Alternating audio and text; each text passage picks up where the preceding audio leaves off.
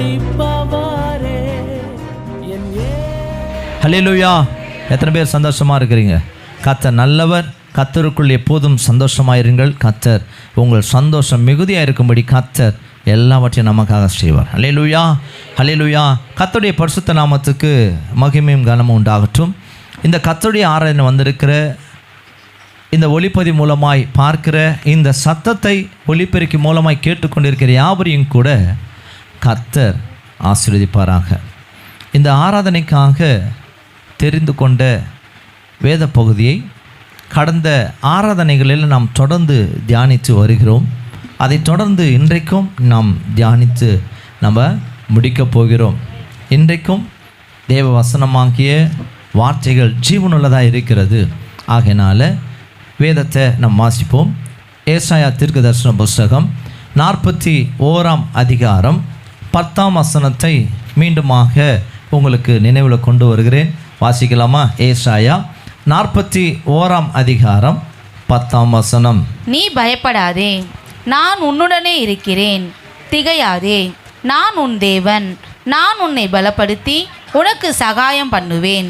என் நீதியின் வலது கரத்தினால் உன்னை தாங்குவேன். ஹல்லேலூயா, ஹல்லேலூயா.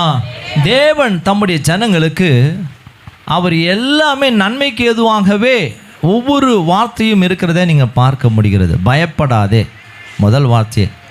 உங்கள் பயமெல்லாம் போட்டோம் அப்படின்றது. பயப்படாது. எல்லாத்துக்கும் பயம் இன்னைக்கு இல்லையா? எதுக்குமே பயப்படக்கூடாது. ஹல்லேலூயா. வேதம் சொல்லுகிறது, நீதிமொழிகள் புஸ்தகம் 28:1 நீங்கள் எடுத்து வாசித்து பார்ப்பீங்கன்னு சொன்னால், ஒருவரும் தொடராதிருந்தும், வாசிக்கலாமா? ஒருவனும் தொடராதிருந்தும் துன்மார்க்கர் ஓடி போகிறார்கள், நீதிமான்களோ சிங்கத்தை போல தைரியமாய் இருக்கிறார்கள். ஹல்லேலூயா, ஹல்லேலூயா. பாத்தியா சவுண்டை பார்த்தீங்களா? ஒருவர் தொடராதிருந்தும் ஓடி போகிறாங்க இல்லையா? ஆனால் நீதிமான்கள் சிங்கத்தை போல தைரியமாக இருப்பாங்களாம். இந்த சிங்கம் எது வந்தாலும் பின்னாடியாது. ஹல்லேலூயா. துன்பம் வரும், துயரம் வரும், கஷ்டம் வரும், இதெல்லாம் சந்திக்கும் இந்த சிங்கம். ஹல்லேலூயா, ஹல்லேலூயா. அதே போல் தான் நம்மையும் வச்சுருக்கிறார். நம்ம வாழ்க்கையில் தற்காலிகமாக வருகிறதான கவனிக்கணும். நிரந்தரமானது கிடையாது. தற்காலிகமான வருகிற துன்பங்கள், துயரங்கள், கஷ்டங்கள், கண்ணீரெல்லாம் இதெல்லாம் தற்காலிகம். இதுக்கெல்லாம் நம்ம என்ன பண்ணக்கூடாது? ஹல்லேலூயா. ஏன் அப்படின்னா நம்முடைய வாழ்க்கையில் நிரந்தரமான சந்தோஷம் பரலோக ராஜ்யத்தில் இருக்குது. ஹல்லேலூயா. ஆகையினால இந்த பூமியில் நம்ம கொஞ்ச நாள் வாழ்க்கையில் நம்ம வருகிற துன்பத்தை பார்த்து நம்ம சோர்ந்து போயிடக்கூடாது. துன்பத்தை பார்த்து நம்ம விழுந்துடக்கூடாது. துன்பத்தை பார்த்து நம்ம அழுதுடக்கூடாது. ஹல்லேலூயா. இதெல்லாம் நம்முடைய வாழ்க்கையில் தான் தாண்டி போயிட்டே இருக்கணும். ஹல்லேலூயா, ஹல்லேலூயா. ஆகையினால தான் தேவனுடைய வார்த்தையை நம்ம பலப்படுத்தி கொண்டே இருக்கிறது. நீ பயப்படாது, நம்ம எதை குறிச்சும் பயப்படாது, நான் உன் கூட தான் இருக்கிறேன். இவ்வளோ சொல்லி நம்ம எல்லாத்துக்கும் பயப்படுவோம். ஹல்லேலூயா.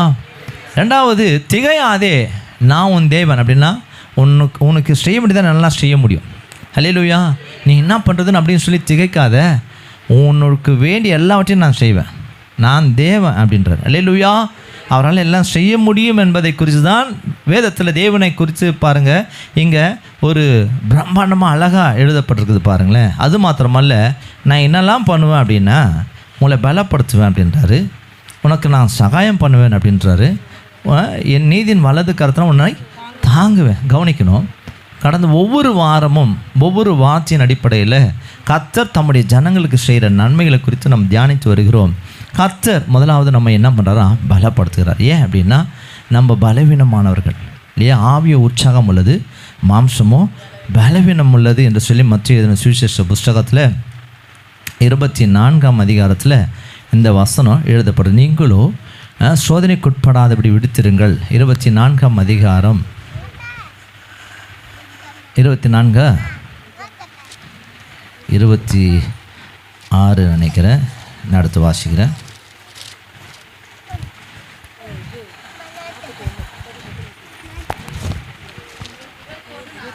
26:41 வாசிக்கலாமா? நீங்கள் சோதனைக்குட்படாதபடிக்கு விழித்திருந்து ஜெபம் பண்ணுங்கள். விழித்திருந்து ஜெபம் பண்ணுங்கள். ஆவி உற்சாகம் உள்ளதுதான், மாம்சமோ பலவீனம் உள்ளது. ஹல்லேலூயா, ஹல்லேலூயா.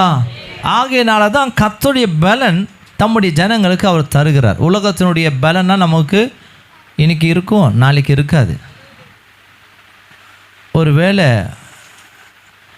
நமக்கு உண்டான பலத்துக்கு நம்ம அநேக காரியங்கள் தற்காலிகமாக நிறைய இருக்குது. ஆனால் அது நமக்கு நிரந்தரம் கிடையாது. இன்றைக்கி நீங்கள் ஒரு டேப்லெட் யூஸ் பண்ண விட அது அந்த நேரத்துக்கு தான், திருப்பி உங்களுக்கு என்ன இருக்காது, நிரந்தரமே கிடையாது இல்லையா? ஆகையினால எந்த ஒரு காரியம் உணவாக இருந்தாலும் சரி, நீங்கள் உங்களுக்கு சரித்துக்க வேண்டிய எந்த ஒரு உலகத்தில் கிடைக்கிற எந்த ஒரு தேவன் கொடுக்காமல் இருக்கிற உலகத்தில் கிடைக்கிற எல்லாமே தற்காலிகமானது, அது நிரந்தரமே கிடையாது. ஆனால் கர்த்தர் கொடுப்பார் என்று சொன்னால் அதுதான் நிரந்தரம். ஹல்லேலூயா, ஹல்லேலூயா. அப்போ கர்த்தர் நம்ம என்ன பண்ணுறாருன்னா பலப்படுத்துகிறார். ரெண்டாவது, கர்த்தர் நமக்கு சகாயம் செய்கிறார். ஹல்லேலூயா, உதவி செய்கிறார், துணையாக இருக்கிறார்னு சொல்லி நம்ம வாசித்தோம். அதைத் தொடர்ந்து இந்த நாளில் மூன்றாவது காரியமாக இந்த நாளில் நம்ம தியானிக்கலாம். இன்றைக்கு நாம் தியானிக்க போகிற அந்த பகுதினா, கர்த்தர் தம்முடைய ஜனங்களுக்கு அவர் நன்மைகளை குறித்து நம்ம வாசிக்கிறோம். அவர் தமது நீதியின் வலது கரத்தினால என்ன பண்ணுறாரா, நம்மை தாங்குகிறார். வாய் திறந்து சொல்லுங்களேன், ஹல்லேலூயா. கர்த்தர் என்னை தாங்குகிறார் சொல்லுங்கள், ஹல்லேலூயா. கையில் பக்கத்தில் கைப்பிடிச்சு சொல்லாமல், கர்த்தர் உன்னை தாங்குகிறார். ஹல்லேலூயா. இந்த விசுவாச வார்த்தைகளை நீங்கள் சொல்லிகிட்டே இருக்கணும். நீங்கள் எப்போல்லாம் சோர்ந்து போகிறீங்க, கர்த்தர் என்னை தாங்குகிறார் அப்படின்னு பாருங்கள், சோர்வெல்லாம் போயிடும். ஹல்லேலூயா, ஹல்லேலூயா. உங்களை பலப்படுத்த தான் தேவனாய் கர்த்தர் நமக்கு வார்த்தையை கொடுத்தார். அந்த வார்த்தை உள்ளுக்குள்ளே போயிட்டுனா கிரியேஷியம். ஹல்லேலூயா. உங்கள் பலவீனத்துக்குள்ளே அந்த வார்த்தை போச்சுன்னா உடனே நீங்கள் சுகம்தான். ஹல்லேலூயா. ஆகையினால கர்த்தருடைய நீதியின் கரம் நம்மை தாங்கிறது. ஒருவேளை நீங்கள் அறியாமல் இருந்தாலும் இதுவரையிலும் உங்களை தாங்கி கொண்டு தான் இருக்குது. இந்த நாளில் நீங்கள் அறிந்து கொண்டிருக்கிறீங்க, இன்று முதல்ல உங்களை தாங்கி கொண்டு தான் இருக்க போகுது. ஹல்லேலூயா, ஹல்லேலூயா. அப்படியானால் அவருடைய நீதியின் கரம் நம்மை தாங்குகிறது. ஹல்லேலூயா. தேவனுடைய கரமானது நீதியை செய்கிறது என்பதை குறித்து நம்ம இந்த நாளில் நம்ம தியானிக்க போகிறோம். உண்மையாகவே அந்த கரமானது அநீதி செய்யாது. ஹல்லேலூயா. கவனிச்சிங்களா? அந்த கரம் நீதியை தான் செய்யும். ஏன்னா அந்த கரத்துக்கு அநீதி செய்ய முடியாது. உலகத்தில் இருக்கிற மனுஷனுடைய கரம் அநீதி செய்யும், ஆனால் தேவனுடைய கரம் நீதியை மாற்றதான் செய்யும். ஹல்லேலூயா, ஹல்லேலூயா. இன்றைக்கும் பாருங்கள், நம்முடைய வாழ்க்கையில் கர்த்தரை தேடிட்டு, ஆண்டவரை நான் தேடிட்டேங்க, என் வாழ்க்கையில் இன்னும் என் நன்மை வரல அப்படின்னு எந்த மனுஷனும் சொல்ல முடியாது. குறை நம்மகிட்ட தான் இருக்கும். ஏன் அப்படின்னா அவருடைய கரம் நீதி உள்ளது. ஹல்லேலூயா. நீங்கள் உண்மையாய் கர்த்தரை நீங்கள் தேடுவீங்க சொன்னால், நீங்கள் சரியாய் தேவனுடைய வார்த்தையை கேட்டு அதன்படி நடப்பீங்க சொன்னால், உங்கள் வாழ்க்கையில் கர்த்தருடைய கரம் உண்மையாகவே நீதியாக தான் இருக்கும். ஹல்லேலூயா. அது அநீதி செய்யாது. ஹல்லேலூயா, இல்லையா? கர்த்தரை தேடி ஒரு நாளும் எதையும் இழந்தவள் ஒருத்தரும் கிடையாது. கர்த்தரை தேடி ஒரு நாளும் இந்த பூமியில் மாத்திரமல்ல, அவருடைய வாழ்க்கையில் எல்லாவற்றையும் இழந்து போனேன்னு சொன்னவங்க ஒருத்தரும் கிடையாது. கர்த்தர் வாழ வச்சவர். ஹல்லேலூயா. கர்த்தர் உயர்த்தி வச்சவர் தான். ஹல்லேலூயா. அவரை நம்பி வந்த யாவரையும் கர்த்தர் மேன்மை தான் படுத்தியிருக்கிறார். ஆகையினால அவருடைய கரமானது அநீதி செய்யாது, நீதியை மாத்திரம் செய்யும். ரெண்டாவது, அவருடைய கரமானது அநீதிக்கு உதவி செய்யாது. ஹல்லேலூயா. கவனிக்கணும், தேவனுடைய கரத்தினுடைய தன்மைகளை முதலாவது கவனிங்க. அவருடைய கரமானது அநீதிக்கு ஒரு நாளும் உதவியாக இருக்காது. நம்முடைய வாழ்க்கையில் அநீதி இருக்குமானால் இதற்கு ஒத்து போகாது. ஹல்லேலூயா. இதற்கு எதிராக நிற்கும். உங்கள் வாழ்க்கையில் ஒரு வேளை நம்ம மாற்றிக்கணும், அநீதியிலேருந்து நீதிக்கு மாற்றிக்கணும். ஏன்னா தேவனாய் கர்த்தருடைய பிள்ளையாய் மாறுவதற்கு முன்பாக தான் நம்ம அநீதியான வாழ்க்கையில் வாழ்ந்தோம்.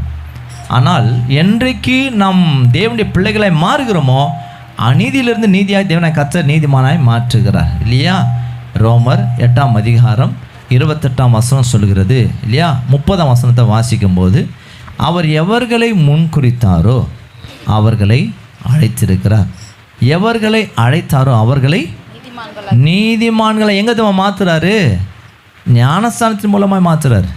ஹல்லேலூயா. நீங்கள் ரோமர் 6ஆம் அதிகாரத்தில் இதை குறித்து நீங்கள் வாசிக்க முடியும். பாவத்துக்கு நம்ம அடிமை இல்லை, நம்ம நீதிக்கு அடிமையாக இருக்கிறோம். ஹல்லேலூயா. ஆகையினால வேதம் சொல்லுகிறது, கர்த்தர் நம்மை நீதியாய் நம்மை நடத்துகிற தேவன், நம்ம நீதிமானாய் மாற்றி இருக்கிற தேவன். ஆகையினால அவர் அநீதிக்கு உதவி செய்ய மாட்டார். நம்ம நினச்சிக்கலாம், இன்றைக்கி நம்ம யாராவது ஒரு நமக்கு பிரச்சனை பண்ணாங்கனாக்கா கர்த்தர் அவங்களுக்கும் உதவி செய்கிறார் அப்படியெல்லாம் நம்ம சொல்லலாம். ஆனால் அப்படி கிடையாது. தேவனாய் கர்த்தர் அநீதி செய்ய ஒரு நாளும் தம்முடைய கரத்தை நீட்டவே மாட்டார். நம்முடைய அநீதிக்கு கூட நம்ம என்ன பண்ண முடியாது, ஜெபிக்கவே முடியாது. நீங்கள் ஜெபித்தாலும் தேவனை கர்த்தர் உதவி செய்ய மாட்டார். சில அநீதியான காரியங்கள், தேவனுக்கு பிரியமில்லாத காரியத்தெல்லாம் நாம் செய்வதற்கு கர்த்தருடைய ஒத்தாசையை ஒரு நாள் நம்ம தேடவே முடியாது. கர்த்தர் அப்படிப்பட்ட காரியத்துக்கள் என்ன பண்ண மாட்டார். அவர் நமக்கு தேவ பிள்ளையாக இருந்தாலும் சரி, நம்ம எப்படிப்பட்ட ஒரு ஜபமாக நீங்கள் பண்ணாலும் சரி, கர்த்தர் அதுக்கு செவியே கொடுக்க மாட்டார். ஹல்லேலூயா. ஆகையினால அவருடைய கரமானது நம்முடைய வாழ்க்கையில் கூட அநீதிக்கு உதவி செய்யாது. ஹல்லேலூயா. அடுத்தது, அவருடைய கரமானது நீதியாய் வாழ்கிறவர்களுக்கு உதவி செய்யும். ஹல்லேலூயா. நீதியாய் வாழ்கிறவர்களுக்கு மாத்திரம்தான் உதவி செய்யும். ஹல்லேலூயா. அப்படின்னா நம்ம வாழ்க்கையில் நமக்கு ஏன் உதவி வரலை, ஏன் நம்ம வாழ்க்கையில் கர்த்தருடைய நன்மைகள் வரலை, அவர் ஏன் எனக்கு உதவி செய்யலை அப்படின்னு சொல்லி உங்களை நீங்களே ஆராய்ந்தது பார்த்து கொள்ளுங்க. நம்ம வாழ்க்கை கொஞ்சம் சரி பண்ணிங்கன்னா கர்த்தருடைய கரம் நிச்சயமாக உதவி செய்யும். ஹல்லேலூயா. அதனால தான் வேதம் சொல்லுகிறது, தம்முடைய ஜனங்களை சபையில் கொண்டு வந்தால் நான் பண்ணுறேன்னா அவர் சீர்படுத்துகிறார். ஹல்லேலூயா. இந்த பரலோக ராஜ்யத்தில் நம்ம போனோம்னாக்கா இந்த நிலைமையில நம்ம போயிட முடியாது. அப்போ இங்கே ஒரு சீர்படுத்தல் இங்கே இருக்குது. பூமியில் எதற்கு சபை வைத்திருக்கான்னு சொன்னால், நம்ம வேதத்தில் நம்ம வாசிக்கிறோம் இல்லையா, பரலோக ராஜ்யம் இந்த பூமியில் வருவதாக அப்படின்னு நம்ம ஜெபிக்கிறோம். ஏன்னா இயேசு சொன்னார், இந்த ஜபத்தை நீங்கள் பண்ணுங்க அப்படின்றார். சீஷர்களுக்கு கற்றுத்தரார். சீஷர்கள் கேட்பான், யோவான்லாம் அவருக்கு என்ன பண்ணுறாரு, அப்படி சீஷர்கள் சொல்லித்தராங்க எப்படி ஜெபம் பண்ண, நீங்களும் ஜெபம் பண்ணி சொல்லித்தாங்க அப்படின்னும் போது அவர் சொன்ன ஜபத்தில் ஒரு வார்த்தை என்னன்னா, பரலோக ராஜ்யம் பூமியில் வருவதாக. அப்படின்னா தேவனுடைய ஆளுக்கு இந்த பூமியில் வரணும் அப்படின்னு சொல்லி ஜெபித்தார். பரிசுத்த ஆவியான் ஊற்றப்பட்ட போது சபைகள் எல்லாம் என்ன பண்ணுச்சு, திறந்தன. ஹல்லேலூயா. இதே தான் பரலோகத்திலும் இருக்கும். ஹல்லேலூயா. இதே தான் நம்ம எல்லாம் கூடி எப்படி கர்த்தரை ஆராதிக்கிறோமோ எப்போதும் ஆராதிக்கிற ஒரு ஸ்தலம் உண்டு, அதுதான் பரலோக ராஜ்யம். ஹல்லேலூயா. ஆகையினால இந்த பூமியில் நம்ம எதையெல்லாம் குறை இருக்குதோ, எதையெல்லாம் சீர்பட வேண்டுமோ, இங்கெல்லாம் நம்ம சீராக்கி சிறப்பாக்கி முடிவில் நம்முடைய மகிமையில் கொண்டு போய் நிறுத்தணும். அதுதான் ஒரு வேலை, பரிசுத்த ஆவியினுடைய வேலை. ஹல்லேலூயா. ஆகையினால இந்த பூமியிலே நமக்கு என்ன பண்ணுறோன்னா, ஒரு வேளை நம்ம கஷ்டமாக இருக்கும், ஒருவேளை இந்த வார்த்தைகள்லாம் நமக்கு ஒரு பிடிக்காத போல் இருக்கலாம். ஆனாலும் அதற்கு நீங்கள் இசைந்து போவீங்க சொன்னால், தேவனுடைய வார்த்தை கேட்டு நீங்கள் சரிப்படுத்திங்க சொன்னால், உங்கள் வாழ்க்கை இந்த பூமியிலும் ஆசீர்வாதம், பரலோக ராஜ்யத்திலும் ஆசீர்வாதம். ஹல்லேலூயா. அப்படியானால் உண்மையாகவே தேவனாய் கர்த்தருடைய கரமானது நீதியாய் வாழ்கிறவர்களுக்கு அது உதவி செய்ய வல்லமையில்தான் இருக்கிறது. அப்படியானால் பாருங்கள், தேவன் தம்முடைய ஜனங்களை தமது வலது கரத்தினால அவர் தாங்குகிறார். நீங்கள் நீதிமானாக வாழும்போது அவர் கரம் நமக்கு திறக்கும். ஹல்லேலூயா. நீங்கள் அநீதியாக வாழும்போது அவர் கரம் மூடிக்கொள்ளும். ஹல்லேலூயா. நமக்கு உதவி செய்யாது. நீங்கள் நீதிமானாக வாழ்வீங்கன்னு சொன்னால் உங்கள் எல்லாவற்றிலையும் உங்களுக்கு தாங்குவதற்கு கர்த்தருடைய கரம் நமக்கு திறக்கும். ஹல்லேலூயா. எந்த சூழ்நிலை நீங்கள் இருந்தாலும் சரி, உங்களை தாங்குவதற்கு கர்த்தருடைய கரம் நமக்கு உதவி செய்கிறதா இருக்கிறது. அப்படியானால் உண்மையாகவே தேவனுடைய வலது கரமானது நம்ம எல்லா சூழ்நிலையிலிருந்தும் நாம் சோர்ந்து போகாமல், நம்ம சரிந்து போகாமல், நம்ம விழுந்து போகாமல் அவருடைய கரம் தான் நம்ம என்ன பண்ணுதான் தாங்குகிறது, சப்போர்ட் இல்லையா. நம்ம திடீர்னு எங்கன்னா போய் சாயினாக்கா அப்படி சாஞ்சிக்கிறோம் பாருங்களேன் இல்லையே. இந்த சாஞ்சிக்கிறதுக்கு ஏதாவது ஒன்று இருக்குது இல்லையா. இது போல தான் கர்த்தருடைய கரம் நம்ம ரோட்டில் போகும்போது நம்ம விழாதபடிக்கு நம்ம தாங்குகிறது, சார்ந்து கொள்ளும்படி கர்த்தருடைய கரம் நமக்கு உதவி செய்கிறது இல்லையா. உபாகம் புஸ்தகத்தில் கூட ஒரு வசனம் உண்டு, 33ஆம் அதிகாரம் 27ஆம் வசனம், அநாதி தேவனே உனக்கு அடைக்கலம், அவருடைய நித்திய புயங்கள் உனக்கு ஆதார். ஹல்லேலூயா. ஹல்லேலூயா. அவருடைய நித்திய புயங்கள் ஒரு நாள் 2 நாள் அல்ல, நித்தியமாக இருக்கிற அவருடைய கரத்தினுடைய புயங்கள் நமக்கு எப்போதும் தாங்குகிற ஒரு ஆதாரமாக இருக்குது. ஹல்லேலூயா. ஹல்லேலூயா. அப்படியானால் பாருங்கள், தேவனாய் கர்த்தர் தம்முடைய ஜனங்கள் எப்போதும் விழுந்து போகாதபடிக்கு, சரிந்து போகாதபடிக்கு, இல்லாமல் சோர்ந்து போய் மடிந்து போகாதபடிக்கு கர்த்தருடைய கரம் இந்த பூமியில் இல்லையா தேவ ஜனங்களை நீதிமானாய் வாழ்கிற யாவருக்கும் அவர் தாங்குகிற கரமாய் அவர் இருக்கிறார். ஹல்லேலூயா. அப்போ நம்முடைய தேவனாய் கர்த்தருடைய கரமானது நமக்கு உதவியாக இருந்து நம்ம எந்த இடத்திலும், எந்த காரியத்திலையும், எந்த சூழ்நிலையும் நாம் சரிந்து விழாமல் இருப்பதற்கு நமக்கு உதவி செய்கிறது. ஹல்லேலூயா. நம்ம சோர்ந்து போகும்போதெல்லாம் நம்ம என்ன பண்ணுதுன்னா வேதவசனம் நம்மை தாங்குகிறது. நம்ம பலவீனமாக இருக்கும் போதெல்லாம் கர்த்தருடைய கரம் நம்மை தாங்கிறது. நம்ம சுகவீனமாய் நம்ம எந்த சூழ்நிலையில் நம்ம கடந்து போனாலும் கர்த்தருடைய கரம் நம்மையாவது தாங்குகிறதா இருக்கிறது. இன்றைக்கும் உலகத்தில் பல பேர்கள் இன்றைக்கும் தங்களுடைய வாழ்க்கையில் நானும் எனக்கும் தாங்குவதற்கு பல காரியங்களை உருவாக்க வேண்டும் என்று சொல்லி பாருங்க, தங்களை தாங்களே காத்து கொள்வதற்கு நான் விழக்கூடாதுப்பா, எனக்கு ஒரு சப்போர்ட்டை நாம் உருவாக்கிக்கணும் அப்படின்னு சொல்லி இன்றைக்கும் பல வழிகளை தேடி ஓடுவார்கள் உலகத்தில். ஏன்னா தேவன் இல்லை, அவங்களுக்கு பல வழிகளை தேடி ஓடுவார்கள்.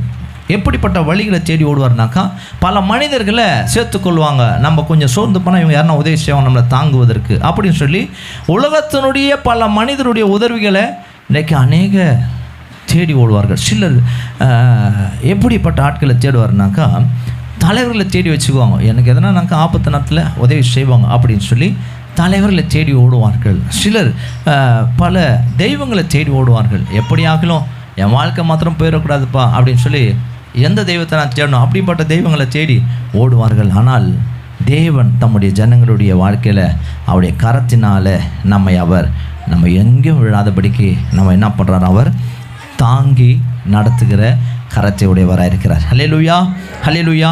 வேதத்தில் நாம் வாசிப்போம் என்று சொன்னால் யாத்திராகம புஸ்தகம் 14ஆம் அதிகாரம் 8ஆம் வசனத்தை நாம் வாசிக்க கேட்கலாம்.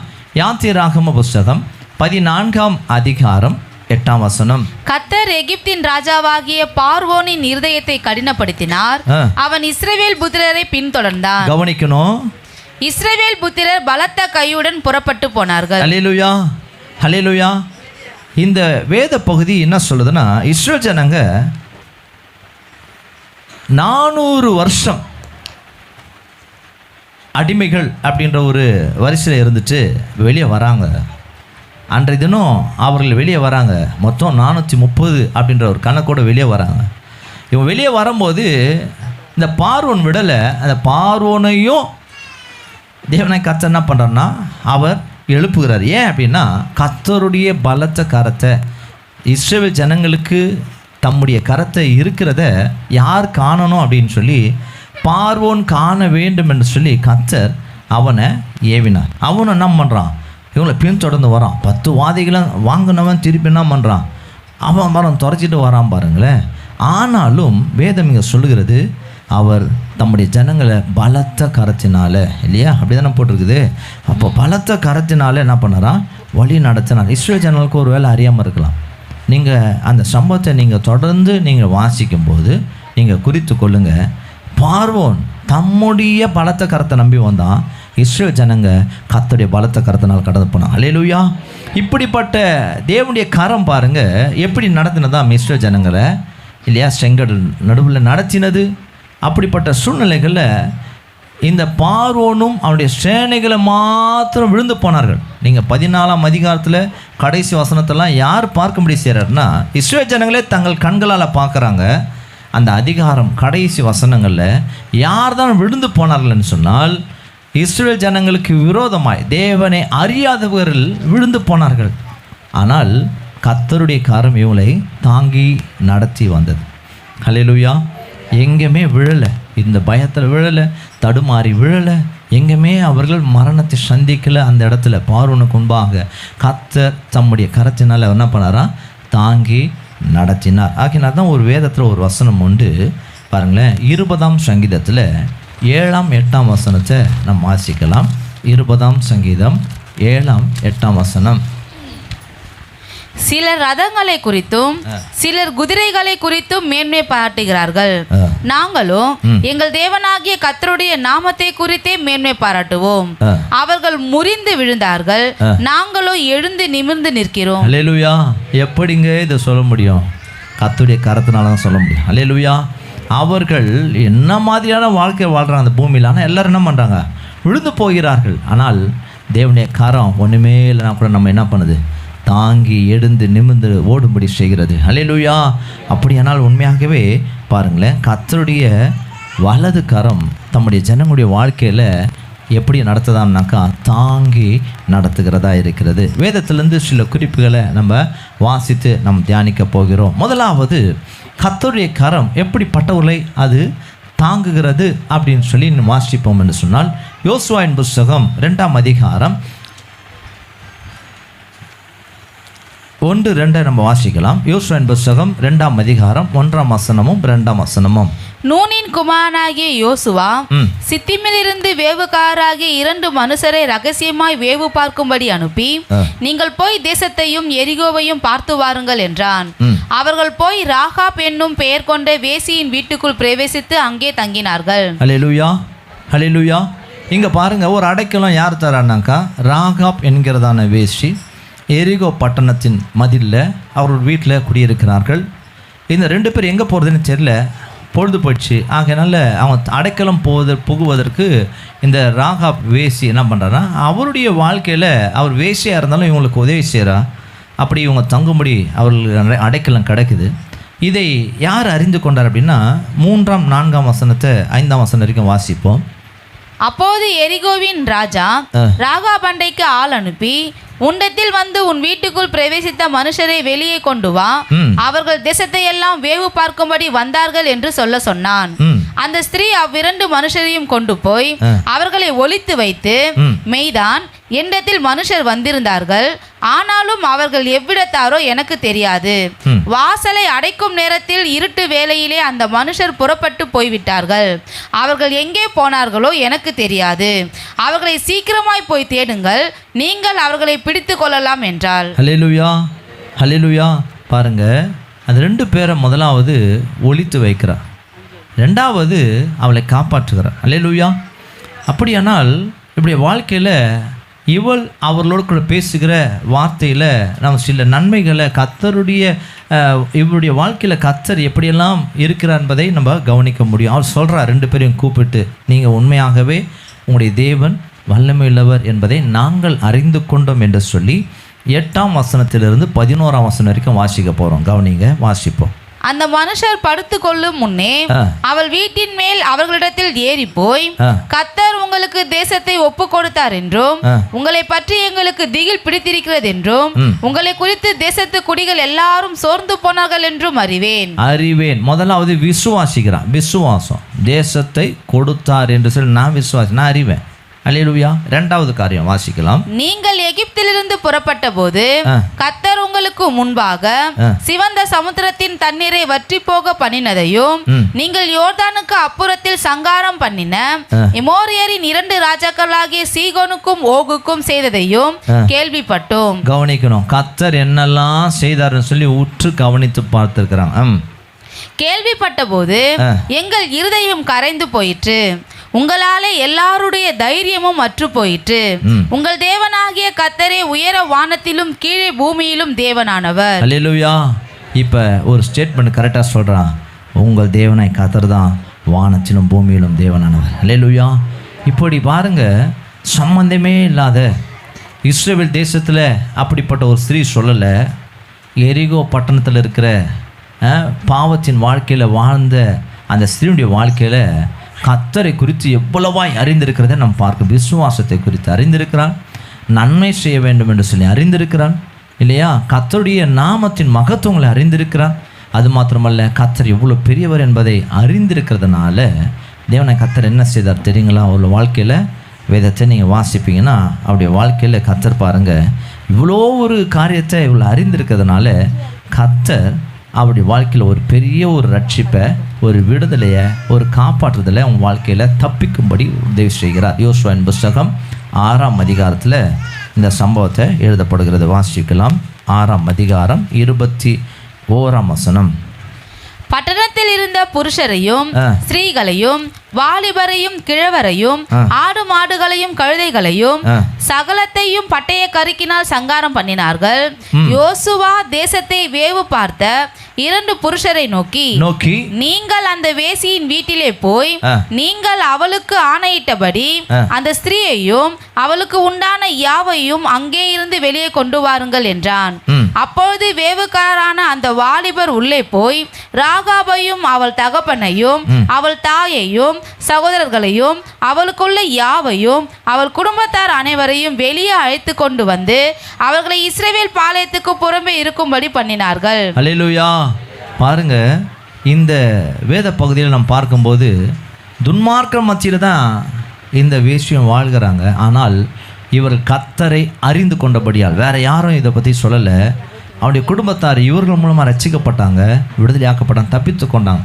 ஆனால் யோசுவா சொல்கிறாரு, எல்லாரையும் கூப்பிட்டு ஒரு மனுஷன் கூட என்ன பண்ணக்கூடாது, உயிரோடு இருக்கக்கூடாது. அவன் வாலிபனாக இருந்தாலும் சரி, குழந்தையாக இருந்தாலும் சரி, மிருக ஜீவனமாக இருந்தாலும் சரி, ஒன்று கூட என்ன பண்ணக்கூடாது, உயிரோடு கூட இருக்கக்கூடாது. எல்லாத்தையும் அழிக்கணும், சங்காரம் பண்ணணும். பட்டையை கற்கனால என்ன பண்ணு, சங்காரம் பண்ணுங்கன்னு சொல்லி இன்ஸ்ட்ரக்ஷன் கொடுத்தாலும் இங்கே ஒரு தயவு வருது. என்னன்னாக்கா 2 பேர் அடைச்சி உனக்கு அடைக்கலம் கொடுத்த அந்த என்ன பண்ணணும், குடும்பத்தாரை மாத்திரம் நீ காப்பாற்றணும் அப்படின்னு சொல்லி அவளுக்கு பாருங்களேன் ஒரு கிருபையான ஒரு இரக்கத்தினால என்ன பண்ணதா அந்த சிறியானவள் காப்பாற்றப்பட்டாள். எப்படி, ஏன் இதை காப்பாற்றப்பட்டாள் என்று சொன்னால் பாருங்களேன், கர்த்தரை அறிந்து கொண்டபடியால் அவளுடைய வாழ்க்கையில் கர்த்தர் என்ன பண்ணார், அவளை தாங்கி உயிர் பிழைத்து கொள்ளும்படி, தப்பித்து கொள்ளும்படி உதவி செய்தார். அல்லேலூயா.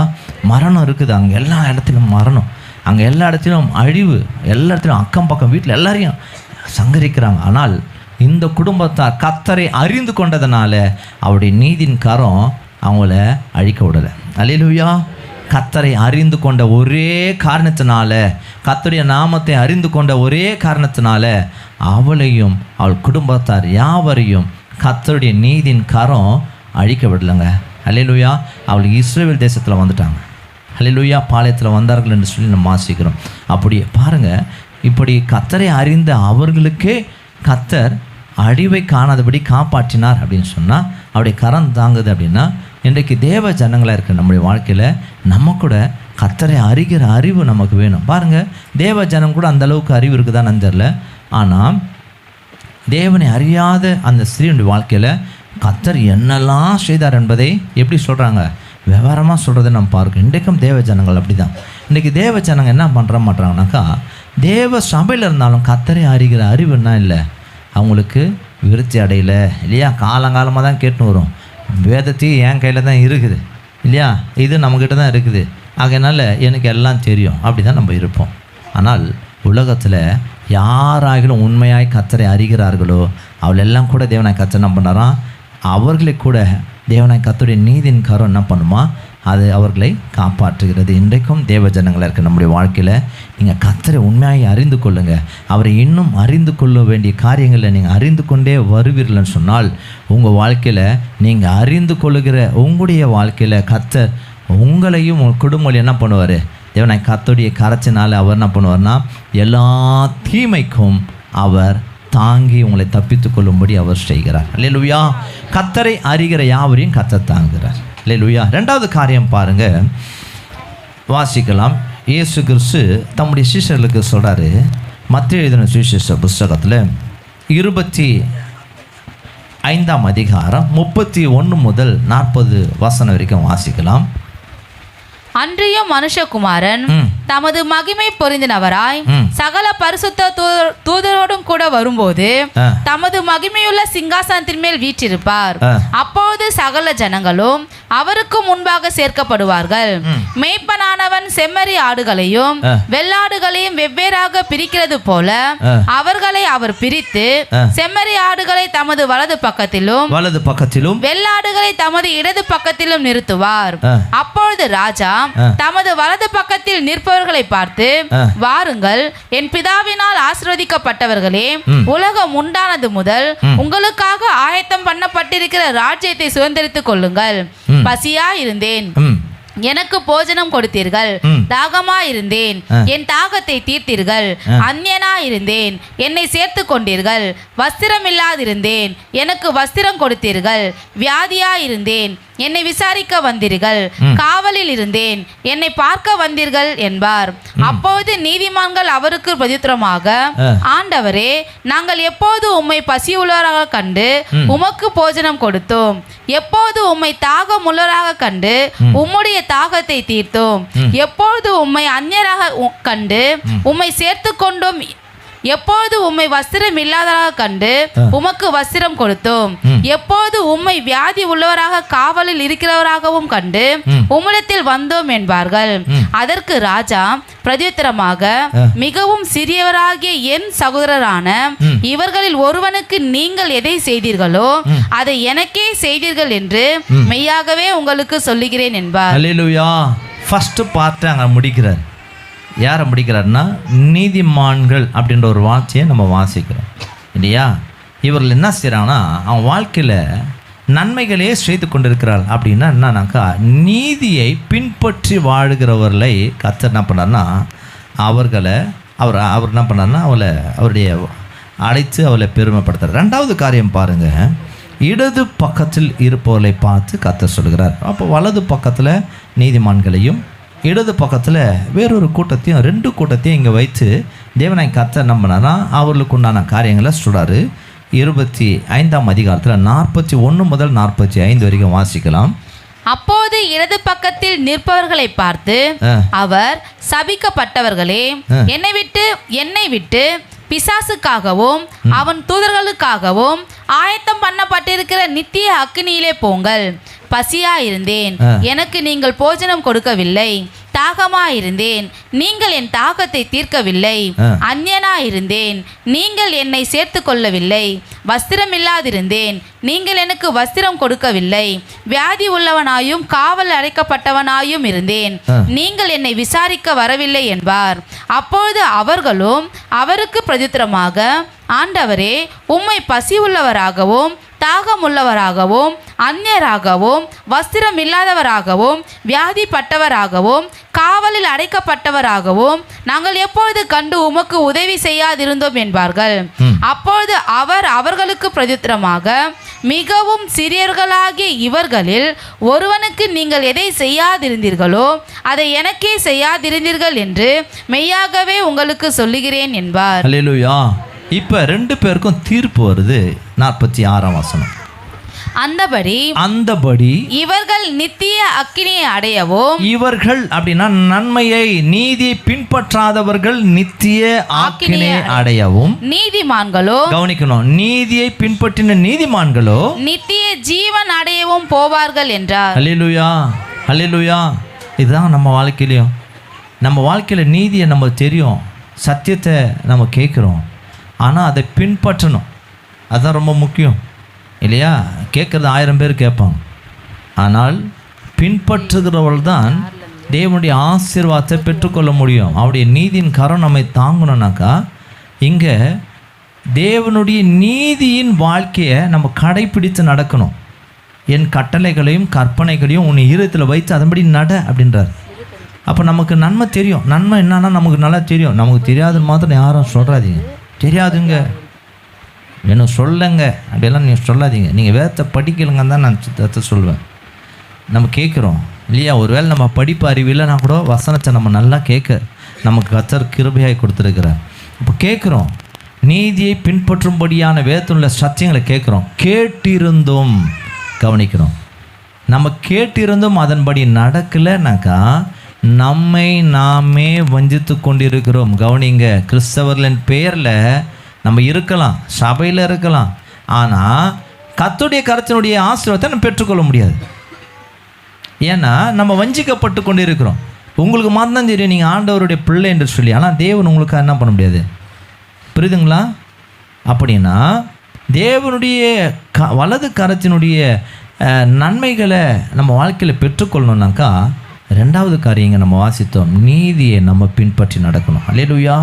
இங்கே பாருங்கள், ஒரு கூட்டத்தார் இவர்களுக்கு செம்மறி ஆடுகள் என்ற பெயரையும், உலகத்தாருடைய வாழ்க்கையில் அதாவது நீதியை பின்பற்றாதவர்களை வெள்ளாடு என்கிறதான ஒரு பெயர்லையும் அங்கே இருக்கிறத பார்க்கிறோம். 2த்துக்கும் பயங்கர வித்தியாசம் உண்டு. இன்றைக்கு உலக மக்களுக்கும் நமக்கும் வித்தியாசத்தை உண்டாக்கும்படியாதான கர்த்தர் சொல்ற, நீங்கள் விசேஷமானவர்கள். மத்திய 6ஆம் அதிகாரம் 27ஆம் வசனம். நீங்கள் விசேஷமானவர்கள், மற்றவர்களை பார்க்கல நீங்கள் விசேஷமானவர்கள்.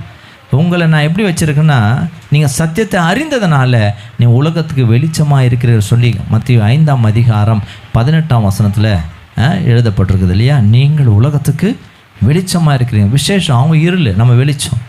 அப்போது தேவ ஜனங்களுக்கும் உலக ஜனங்களுக்கும் உள்ள வித்தியாசங்கள் இருக்குது.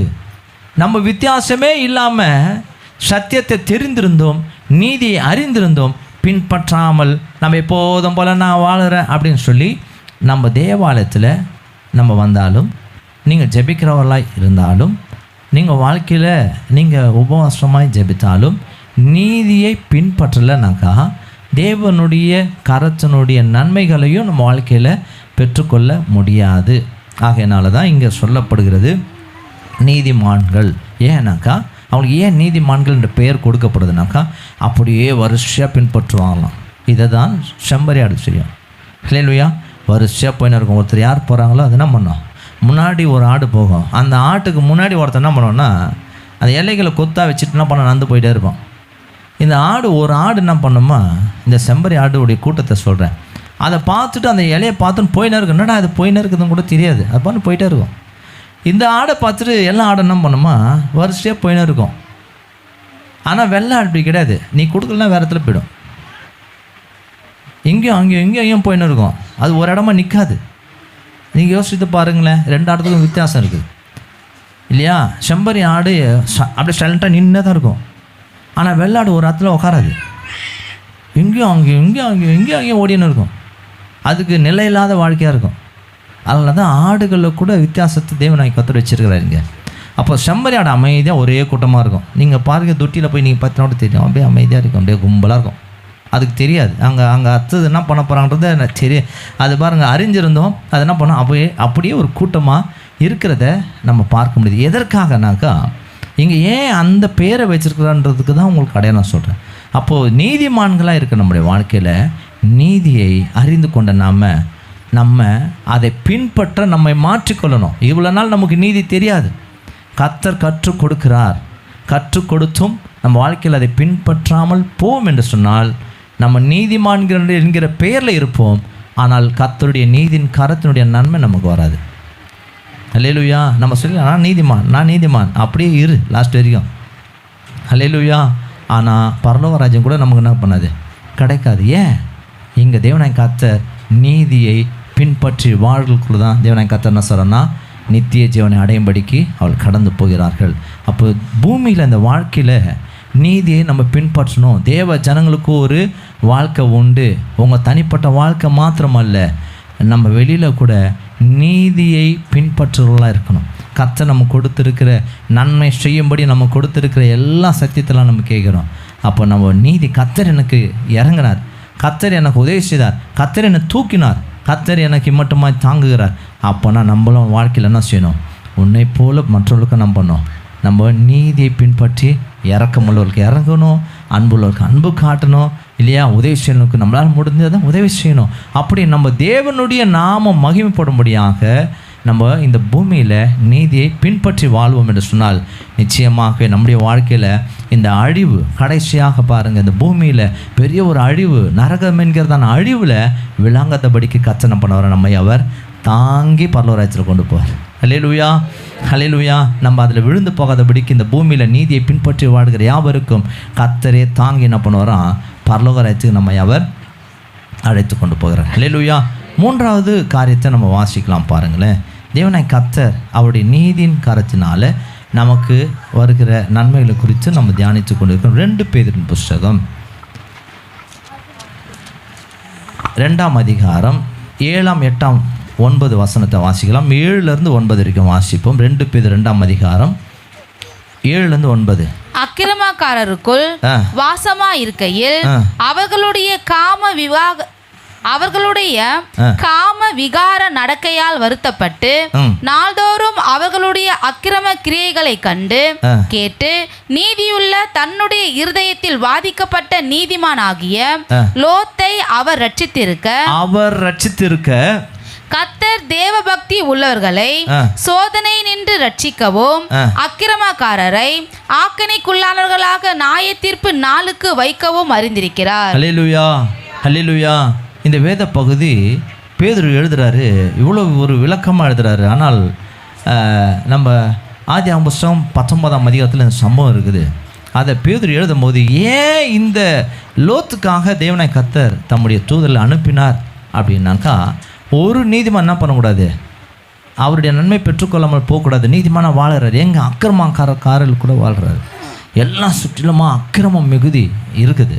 ஆனால் இந்த லோத்து அவர் நீதிமானாய் அவர் இருக்கிறாரு. அந்த இடத்துல அந்த அக்கிரமக்காரத்தெல்லாம் பார்த்து அவர் என்ன பண்ணுறாருன்னா, அதில் வெறுப்பாகி அவர் என்ன பண்ணுறாருன்னா தேவனுக்கு முன்பாக தன்னை காத்து கொண்டார். அதில் தான் லோத்து மாத்திரம் அந்த பேர் எழுதப்பட்டிருக்குது. அல்லேலூயா.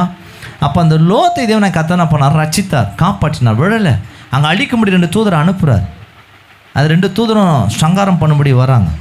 அப்படியானால் அந்த 2 தூதரும் அங்கே வருகிறத நீங்கள் ஆதியாகமம் புஸ்தகம் 19ஆம் அதிகாரத்தில் 1 முதல் நீங்கள் தொடர்ந்து நீங்கள் அந்த அதிகாரம் முழுவதுமாக வாசிக்க முடியும்.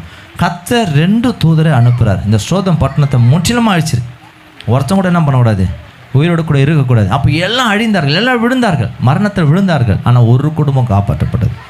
யாரால் அப்படின்னா லோத்தினால். அல்லேலூயா. காரணம் அவர் நீதிமானாய் வாழ்ந்ததுனால. அல்லேலூயா, அல்லேலூயா. நீதிமானாய் வாழ்ந்ததுனால கர்த்தர் என்ன பண்ணார், 2 தூதரை அனுப்பி என்ன பண்ணுறாருன்னா அவரை உயிரோடு கூட அவரை என்ன பண்ணனா, தம்முடைய கரம் அவரை விடலை. அவருடைய வலது கரம் நீதியின் கரம், இந்த நீதியின் கரம் அவருக்கு இறங்குச்சே தவிர அவரை விடலை. அல்லேலூயா. அப்படி நீதியின் கரத்தினால என்ன பண்ணாராம், தேவனை கர்த்தர் லோத்தை அவர் நிமித்தமாக அவன் குடும்பத்தை என்ன பண்ணாராம், அவர் காப்பாற்றினார். அந்த அழிவில் விழாதபடிக்கு தாங்கி கொண்டு வந்தார் என்று சொல்லி அவளை தப்பித்து கொண்டார்கள் என்று சொல்லி நாம் பார்க்கிறோம். அல்லேலூயா. ஆகையினால கர்த்தர் அவர் தமது நீதியின் வலது கரத்தினால நம்மை அவர் தாங்குகிறார். கவனிக்கணும். அதனால தான் தமது வலது கரத்தினால தாங்கினார் அப்படின்னாக்கா இது பொதுவான ஒன்று. தமது நீதியின் வலது கரம்னாக்கா இந்த நீதியின் வலது கரமானது நீதியை அறிந்து கொள்கிற, தேவனை அறிந்து கொள்கிறவர்களை தாங்குகிறது. இந்த நீதியின் வலது கரமானது தேவனுடைய வார்த்தைகளை கேட்டு அதன்படி நடக்கிற, நீதியை பின்பற்றி வாழ்கிறவர்களுக்கு தாங்குகிறது. இந்த நீதியின் வலது கரணமானது நீங்கள் நீதியாக இந்த பூமியில் உங்கள் வாழ்க்கை வாழும்படி நீங்கள் வாழ்வின்னு சொன்னால் இந்த நீதியின் வலது கரம் உங்களையும் தாங்கும். அல்லேலூயா, அல்லேலூயா. கர்த்தர் இந்த ஆராதனையில் கூட அவர் தமது வலது கரம் நீதியாக இருக்கிறதுனால நம்ம கூட இந்த நீதியின் தேவனை அறிந்து கொள்ளணும். நம்ம ஒவ்வொரு நாளும் நம்ம தேவனை கர்த்தரை இன்னும் அறிகிற அறிவில் விருத்தி அடையணும். அப்படியானால் கர்த்தருடைய நீதியின் வலது கரம் நம்மை தாங்கும். 2வது, நமக்கு கற்றுக்கொண்ட எல்லாவற்றையும் நம்ம என்ன பண்ணணும், அதே போல் நடக்க ஆரம்பிக்கணும், பின்பற்றணும். நீதியின் கரம் நம்மை தாங்கும். அதே போல் நீங்கள் நீதிமான பூமியில் கர்த்தருக்கு முன்பாக வாழும்போது கர்த்தருடைய நீதியின் வலது கரம் நம்மை தாங்கும். அல்லேலூயா. எல்லாம் கண்களை மூடலாமா? தேவனை கர்த்தர் இன்றைக்கு நமக்கு கொடுத்திருக்கிற வேத வசனத்தின்படி அவர் தமது நீதியின் வலது கரத்தினால் தம்முடைய ஜனங்களை அவர் தாங்குகிறார். அவரை அறிகிற யாவரையும் தாங்குகிறார். அவருடைய நீதியை பின்பற்றி வாழ்கிற யாவரையும் தாங்குகிறார். அவருடைய வாழ்க்கையில் வைராக்கியமாக நீதிமானாய் வாழ்கிற யாவரையும் கர்த்தருடைய நீதியின் வலது கரமானது தாங்கி நடத்துகிறதா இருக்குது. எல்லாம் கண்களை மூடி நம் தேவனுக்கு முன்பாக நீங்கள் நீதிமானாய் நீங்கள் வாழ்வின்னு சொன்னால் உண்மையாகவே தேவனாய் கர்த்தர் நம்மை ஒருபோதும் கைவிடவே மாட்டார். அல்லேலூயா, அல்லேலூயா.